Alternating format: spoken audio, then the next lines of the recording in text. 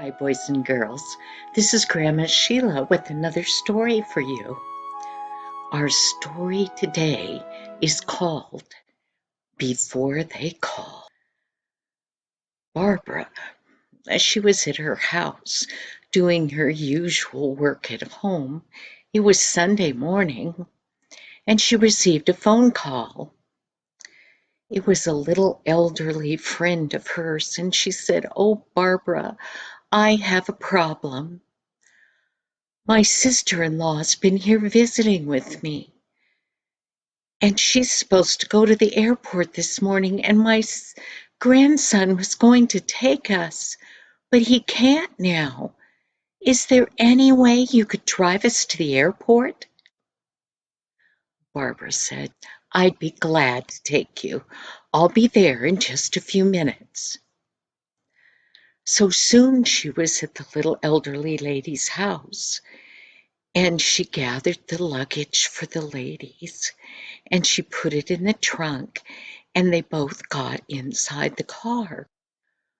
Well, as they were going down the road, Barbara had just gotten on the freeway when out from under the hood of her car came a big billows of steam, and she thought, "Oh no, what's wrong with my car now?"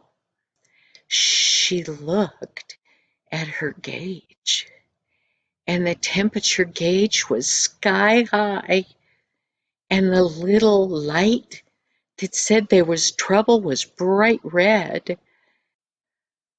Well, she looked at the sign on the freeway, and it was only about 4.5 miles to the airport, and she thought, maybe if I just go really slow, I can get there in time. So she set off down the road, going as slow as she dared. Finally, the turnoff to the airport came, and they arrived, and they parked in front of the terminal, and Barbara jumped out to grab all the suitcases, and she rolled them all in to the ticket counter. Well, then she looked at her elderly friend, and she said, "Why don't you stay here and get your sister-in-law off on the plane? I'll go right back into town and see if I can find somebody that can fix the car. I'll be back to get you." So Barbara left, leaving her two friends there at the airport. Well, the first gas station with a repair shop she saw, she pulled off the freeway and drove up to it, but it was closed. So she got back on the road, and she started going toward town. Surely there was a place that could fix a car there. Well, pretty soon she did see another gas station with a shop, and she pulled in and she got out, and she saw two workmen in the shop, and she went over to them and she said, "Could you look at my car? The steam's coming out of under the hood. It could be just that I need some water in the radiator, but I don't know. Could you look at it?" Well, they agreed. So they raised her hood, and they stuck a rag in their hand up to try to turn the radiator cap. But ooh, it was so hot.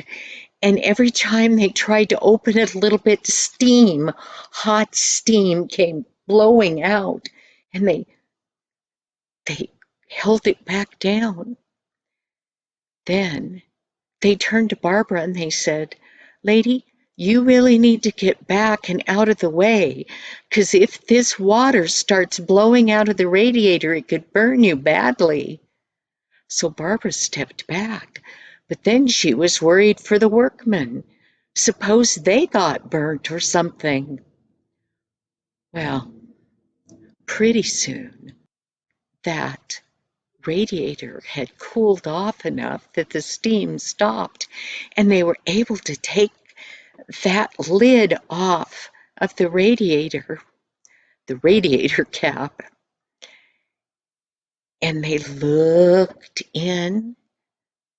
There was plenty of water in that radiator, so that wasn't the problem. So they put the cap back on, and the repairman started to look and see. There had to be something else wrong. Well, finally he turned to Barbara and he said, "This little guy is your problem. Your thermostat isn't working. Now, the thermostat is what triggers the fan to come on and cool your radiator when it starts to get warm. Without a thermostat, your radiator water is always going to be too hot." He said, "I can replace it for you." Well, then Barbara thought about her friend at the airport, probably just standing there waiting for her already, because it had taken a little while to figure this out. And she said to the workman there, "Can I use your telephone? I'm going to try to call somebody to pick up my friend at the airport." So she called person after person after person, and nobody was willing or could go to the airport to pick up her elderly friend. Now what am I going to do, she thought. Well, the workman had been there close to the phone, and they'd heard Barbara's frequent calls for help and knew that she hadn't found anybody. Well, the owner of that garage, who was one of the men that was working on the car, he turned around and said, "I hear that nobody can come. Why don't you just take our service truck, run back down to the airport, it's not that far, pick up your friend, and take her home, and then bring the truck back." Barbara said, "Are you going to charge me to use your truck?" Because she knew she didn't have much money. Well, back when she had been at the airport with her elderly friend and the sister-in-law had stuck her hand out to her, and she picked up Barbara's hand and she put something in it. And Barbara could see that it was money, and she said, "Oh no, I didn't want you to pay me. It's okay. I was more than glad to come take you to the airport." But the lady put her hand over hers and she said, "No, you keep it. I'd have paid more than that for a taxi." So Barbara had stuck that money in her pocket and she hadn't even looked at it while she was gone to pick up her elderly friend. She dropped her off at her house, and she started back to that workshop. And she thought, "Oh dear, I wonder how much this is going to cost. I just don't have the money for this." And then she remembered the money that lady had given her. She stuck her hand in her pocket and she pulled it out, and it was a $20 bill. She thought, "I wonder if this is enough to fix it." Well, she carefully drove that truck back and parked it outside of that garage. And she went inside, and the one guy said, "Car's all fixed. We put in that thermostat, and we emptied the water out of your radiator. We put in new water and new antifreeze, and it's already as good as can be to go." And Barbara looked at him and she said, "But I didn't authorize you to do all that work." And the man said, "It's okay. I'm only going to charge you $20. $20. Just what that lady had given her and was in her pocket. And the man said, yeah, when I heard you on the phone, not being able to get any help, I thought that I'd been having a bad day today, but I realized that you were having a much worse day, so I decided that I would just do an act of kindness. So $20 it is, even though my labor would have cost even more than that. And Barbara said, she gave him the $20 bill and she said, oh, thank you so much. You just don't know. I didn't have money for the repair. And the lady, the sister-in-law to my friend that we took to the airport, she gave me $20. I don't know, sir, if you're a Christian or not. But,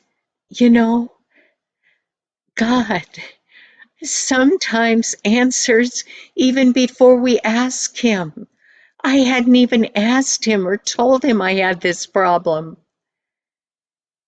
Thank you so much. It reminds me of a Bible verse, Isaiah 65:24. Before they call, I will answer, and while they are yet speaking, I will hear. Don't we have a wonderful God who helps us even before we ask for his help? Now, you boys and girls have a good week this week. I'll see you next week. Bye-bye now.